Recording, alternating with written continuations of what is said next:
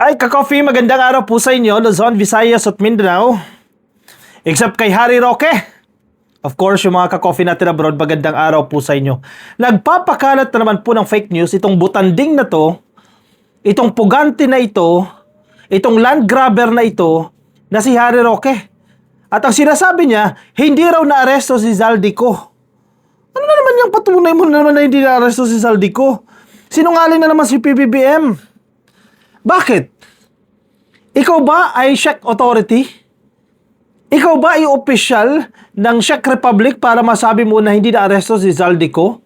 At sasabihin mo, sinungaling ang presidente? Sinungaling si PBBM? Wala ba kayong ibang narrative? Wala ba kayong ibang magawa kung hindi ang magsinungaling na magsinungaling? Magpakalat ng kasinungalingan at pakainin yung inyong mga followers na dilis ng fake news at kabubuhan? Huy! Nagpapakalat na naman sila ng fake news, oh. Sabi ni Roque, fake news alert. Zaldico has not been arrested. No Filipino was apprehended in Prague. Bakit presidente pa ang nagkakalat? Bobo talaga to si Roque, eh. Wala raw pong Pilipino na naaresto sa Prague. Bakit mo alam? Pangalawa, diba? Portugis nga ang turing ni Zaldico sa kanyang sarili. So kung in-interview siya ng Czech authority, tanungin siya ng kanyang citizenship, tinatago niya ang pagka-Pilipino niya, eh. O Portugis sinabi niya. O kung sino man yung source niya, hindi talaga siya Pilipino, eh. Kinaklasify niya yung sarili niya na Portugis. Pero alam naman natin na Pilipino yan. At gumagamit lang yan ng Portuguese citizenship o ng kanyang passport dahil nga nagnakaw sa Pilipinas, nagtatago yan. Kaya, nagkukubli. Nagkukubli. Redundant yun, ha. Nagkukubli sa Pilipinas, kaya gumagamit ng ibang identity at ng ibang citizenship. Roque, tinanong mo ba kung may Portuguese na naaresto? Kasi sabi niya, no Filipino was apprehended in Prague. Eh, bobo ka ba? Tanga nga ni. Hindi nga ni Pilipino, Portuguese nga ni. Talaga nga naman, oo. Roque, level up ka naman dyan. Di bale, next ka na. Huwag ka mag-alala. Next ka na arestuhin. Isa pa lang yan, ha. Ito pang masaklap. Pinapayuhan nitong Harry Roque na to na isang pugante, si Zaldico, na gayahin siya. Na huwag siyang umuwi ng Pilipinas, kundi bagsik siya ng asylum. Kapal na mukha, oh. Yung kalokohan niya, gusto niya gayahin pa ni Zaldico para hindi maiuwi dito sa Pilipinas. Bakit? Ito ha, tanong ko ha, Harry Roque ha. Bakit ayaw mong mauwi si Zaldico sa Pilipinas? At gusto mo magsik ng asylum at doon na siya sa Europa, sa Czech Republic, kung saan bang bansa. Bakit ayaw mong pauwi ng Pilipinas si Zaldico? Hindi ba? Kung wala kayong tinatago, yung kampo ni Digong, kung wala kayong tinatago, bakit kayo matatakot kay Zaldico? Obvious na meron kayong tinatago at takot kayo na magsalita si Zaldico under oath dito sa Pilipinas.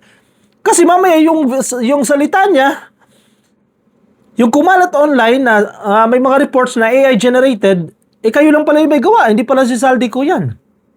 Paano kung lumabas si Zaldico at ituro ang mga Duterte? Takot na takot kayo. Kaya gusto nyo mag-seek ng asylum dyan sa Europa at hindi pa uwiin ng Pilipinas. Harry Roque, bakit ganon? Takot na takot kayo umuwi yan dito sa Pilipinas. Masasolve kayo mga problema, eh. Yes, sinungaling yan. Si Zaldico sinungaling yan.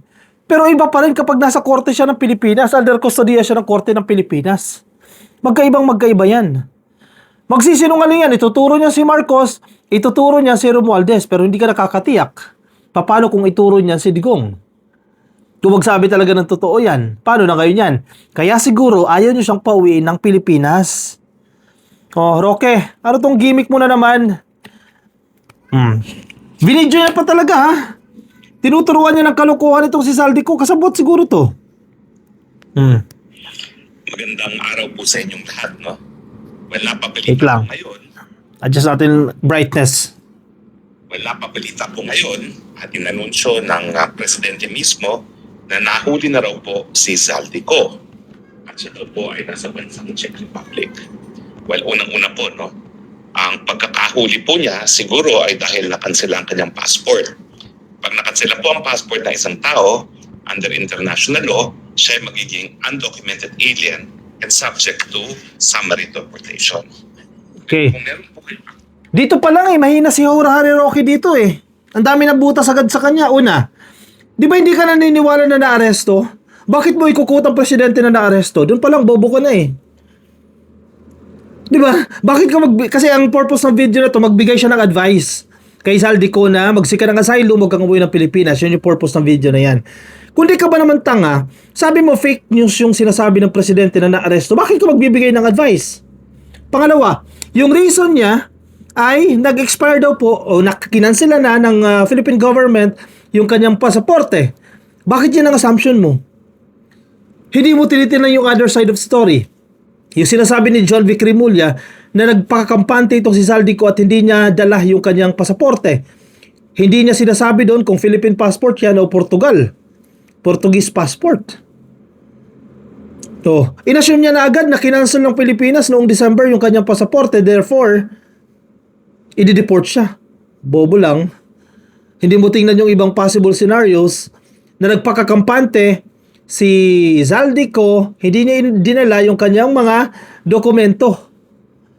Hindi niya alam na yung may policy sa European Union ngayon, for sure, yung mga taga-Europe, alam niyo yan, no? Nabasa ko lang din yan, na may bagong ini-implement na policy na na-extend po yan hanggang September 15, if I'm correct, no? Or September 30, na kapag tatawid ka ng border, may mga EES sila tinatawag dyan, electronic system yan eh. Ano term ba yan? I-check yung inyong mga dokumento. Alam ko biometric siya at saka facial recognition. Medyo sila dyan eh, medyo high-tech eh. Para maiwasan yung mga overstaying dyan sa European Union, mabilis na di-detect. Bago lang po yung polisiya na yan at na-extend. Supposedly daw tapos na yan April 10. Parang ganyan yung naririnig ko dyan eh. And then na-extend po yan hanggang Setyembre. So hindi na-anticipate ni Zaldico yan. Therefore, base doon sa mga kwento, iniwanan niya yung kanyang mga dokumento. Naging complacent, that's the term, no, na ginamit ni John Vic Rimulya. Naging complacent siya, naging kampante siya, hindi siya nagdala ng dokumento. Nasita siya sa border kasi galing sila actually sa Czech Republic. Nakalusot na sila. Kung galing man Portugal yan, nakalusot na ng Czech Republic. Papunta sila ng Germany o German border yung term to be exact, no. And then, nasita sila dyan, hindi pumayag yung German government na papasukin sila. Kaya ibinalik sila kung saan sila galing, which is sa Czech Republic, kaya nasa Prague po yan. Tapos ang sinasabi ni Roque, walang Pilipino, bobo nga eh. Bobo nga ni, Portuguese passport nga ni ang gamit, or Portuguese identity, not the passport, no? Identity, yung kanyang ginagamit. Naku naman talaga, oh. Pwede ba ho iparating ninyo ang mensahe nito? Zaldi, bagamat ikaw ay nakalimutan mo ko nung ikaw ay nasa kapangyarihan, bagamat ang tatay mo ay naging malapit kong kaibigan at kliyente, sa katunayan, yung tatay mo ang 001, kauna-unahang kliyente ng aking bubete o law office, tayo naman po ay naging kahit paano magkaibigan dahil nga nagsimula ang ating pagkakaibigan nung ikaw ay bata pa. Gusto rin siguro maleta. So, bibigyan kita ng legal advice.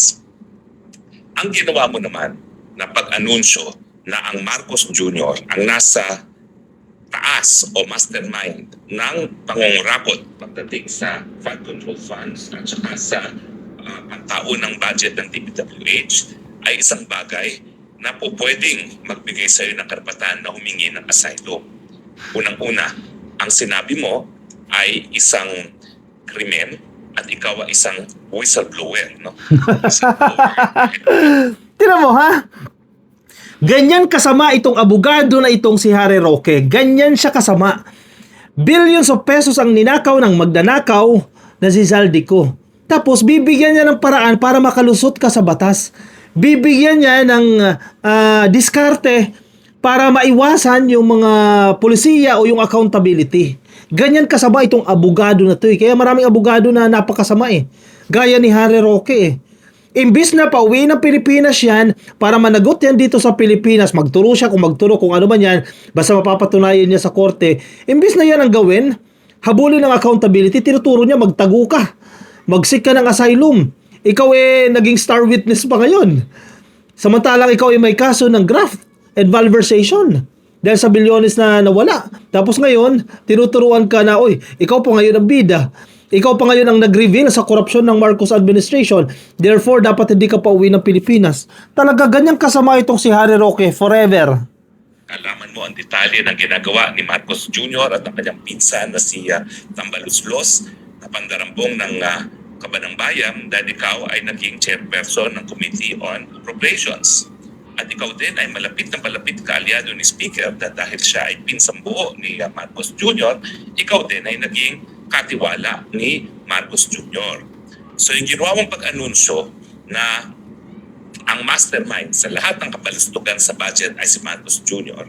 ay importanteng testimonya na nagpapakita na tunay na magnanakaw si Marcos at siya talaga ang mastermind ng kabalustugan sa gobyerno. Dahil dyan, ikaw ay Wait lang. Yung ginawa mong pag-aanunsyo, again, saan ka nga nag-announce? Online video. Anong klaseng online video? AI generated. Under oath ba yan? Hindi. Gagawin mo pantanga yung Czech Republic government. Paniniwalaan yung AI generated video. Yan kasi ang claim niya eh. Yung pag-anunsyo ni, bobo talaga to si Roque eh. Yung pag-anunsyo ni Zaldico, totoo ba yun na siya yung nag-announce? Baka kayo-kayo lang yan eh. Baka si Vic Rodriguez lang yan. Baka kung sino lang yan. Paano paniniwalaan niyang Czech Republic government yan? Under oath ba yan? Yung inag-anunsyo niya. Siya ngayon nakinabak na naman yung mga helicopter, mga air assets siya, napakarami. Mga ari-arian, napakarami. Tapos ngayon magiging witness pa. Mabibigyan pa ng asylum dahil inutos sa kanya ni Roque Pugante. Bobo talaga to eh. tawag na whistleblower na tunay na magnanakaw si Marcos at siya talaga ang mastermind ng kabalustugan sa gobyerno. Dahil dyan, ikaw ay tinatawag na whistleblower. Wow, whistleblower. Kapag wala tayong batas na nagbibigay proteksyon sa whistleblower sa Pilipinas, pag ito namang pagiging whistleblower mo ay magiging banta sa iyong buhay, yan ay basihan para ikaw ay humingi ng asylum. Dahil pag ikaw ay pinauwi sa Pilipinas, sigurado ako, napakalaki na pagkakataon na manininoy ka. Papatayin ka na lang dahil ikaw talaga ang kaisa-isahang tao na tumistigo na ang presidente ang siyang nasa ulo. Siya ang mastermind. Okay, 2 points. Ikaw ang nag-iisang tao na tumistigo. Roque, saan siya tumistigo? Meron ba siyang affidavit? Notarized affidavit, meron ba siya? Meron ba siyang actual video? Live para hindi AI generated. Saan? Kailan siya tumistigo? Saan korte siya tumistigo? Anong sinasabi mo na ikaw ay tumistigo laban kay Marcos? Nasaan? Pinapaasa mo yung mama. Bukod sa binibigyan mo siya ng mga kalokohan, pinapaasa mo yung mama. Saan siya tumistigo? Under oath ba yan? Yung pagtistigo na yan na sinasabi? Laka. Talaga butlog tong si Harry Roque, oh. Pangalawa, inininoy daw siya. Gumawa ka na naman ng kwento. Anong tingin mo kay Marcos? Kasing bastos ni Digong? Kasing mamamatay tao ni Digong? Excuse me, di hamak na napakalaking desente ni Marcos kay Digong. Yung sinasabi mong inininoy, gawa-gawa nyo lang yan kasi ayaw nyong pauwiin si Zaldico. Dahil yari na naman kayo dyan, baka si Inday pa ituro dyan. O kaya si Digong. Kasi alam nyo naman yung korupsyon, di naman ngayon lang nagsimula yan. Panahon pa ni Digong, alam na mismo ni Digong yan. Pero wala siyang ginawang investigasyon dyan, hinayaan niya lang yan. Kaya siguro ayaw mong pauwiin, tuturuan mo ng kabulastugan. Uy Roque, magbago ka na. Malapit ka nang maaresto dyan. Kapal na mukha mo, no? Uy, talagang nga naman itong mga dilis na to. Ayaw niyong umamin sa pagkatalo ninyo. Ayaw niyong umayos. Puro kayo pagpapakalat ng fake news. Puro kayo kasiraan sa gobyerno. Puro kayo kasiraan kay Marcos. Hindi naman matitibay ang arguments niyo. Nababasag naman kayo. Ay, nako. O siya, komento ang inyong mga nais sabihin dito kay Butanding, dito kay Harry Roque, kay Pugante, kay Humba. Lagay dyan sa comment section. Yung mga nasa Facebook, baka di pa po kayo naka-follow sa aking Facebook page. Madali lang po, click lang po yung follow. Yung mga nasa YouTube, subscribe na po kayo. TikTok, subscribe na rin po kayo. And magkita-kita po tayo sa aking susunod na video. Huwag maniniwala ha sa fake news ng mga dilis, sa fake news nitong Butanding na to. I'll see you next video. Bye.